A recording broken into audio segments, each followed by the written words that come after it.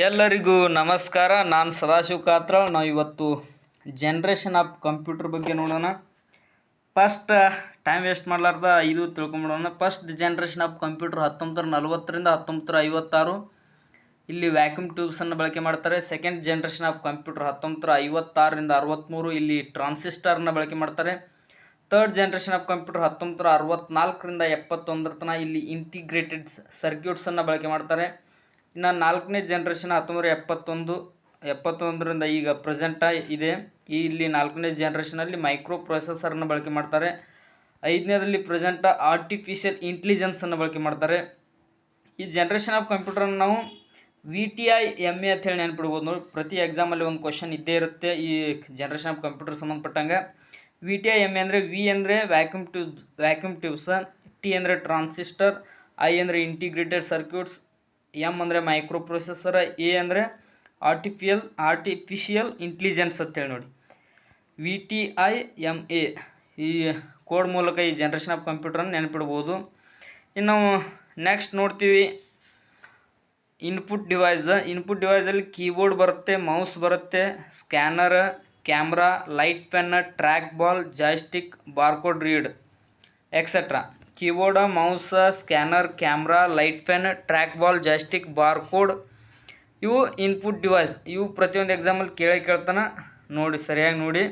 ಇನ್ನು ನೆಕ್ಸ್ಟ್ ನೋಡ್ತೀವಿ output device, monitor, plotters, projector, speaker, printer etcetera. Output device ಯಾವಪ್ಪ ಅಂದ್ರೆ monitor, plotter, projector, speaker, printer ಇವು output device. ಇನ್ನು ನಾವು ನೋಡ್ತೀವಿ ಕಂಪ್ಯೂಟರ್ನ ಮೆಮ್ರಿ, ಒಂದು ರ್ಯಾಮ್ ಮತ್ತು ಇನ್ನೊಂದು ರೋಮ್.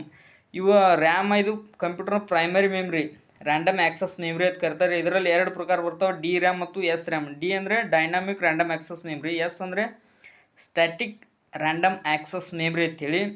ಇದು ರ್ಯಾಮ್ ಏನಪ್ಪ ಅಂದರೆ ಇದು ಶಾಶ್ವತ ಅಲ್ಲಿದು, ಅಂದರೆ ಇದು ಪವರ್ ಅಂದರೆ ನಾವು ಕಂಪ್ಯೂಟರ್ ಚಾಲ್ತಿ ಇದ್ದಾಗ ಏನಾದರೂ ಕರೆಂಟ್ ಹೋಯ್ತಂದರೆ ಅದರಲ್ಲಿ ಇರ್ತಕ್ಕಂಥ ಮಾಹಿತಿ ಎಲ್ಲ ಅಳಿಸಿ ಹೋಗಿಬಿಡ್ತೈತಿ. ಇದು ಶಾಶ್ವತ ಮೆಮ್ರಿ ಅಲ್ಲ. ಇದು ಇನ್ನು ರೋಮ್, ರೀಡ್ ಓನ್ಲಿ ಮೆಮ್ರಿ, ಇದು ಶಾಶ್ವತ ಮೆಮ್ರಿ. ಇದರಲ್ಲಿ ಮೂರು ಪ್ರಕಾರ, P ROM, E P ROM, E P ROM ಅಂಥೇಳಿ.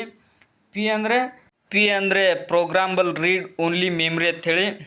ಇ ಪಿ ರೋಮ್ ಅಂದರೆ erasable programmable read only memory ಅಂಥೇಳಿ. ಇ ಪಿ ರೋಮ್ ಅಂದರೆ electrically erasable programmable read only memory ಅಂತೇಳಿ.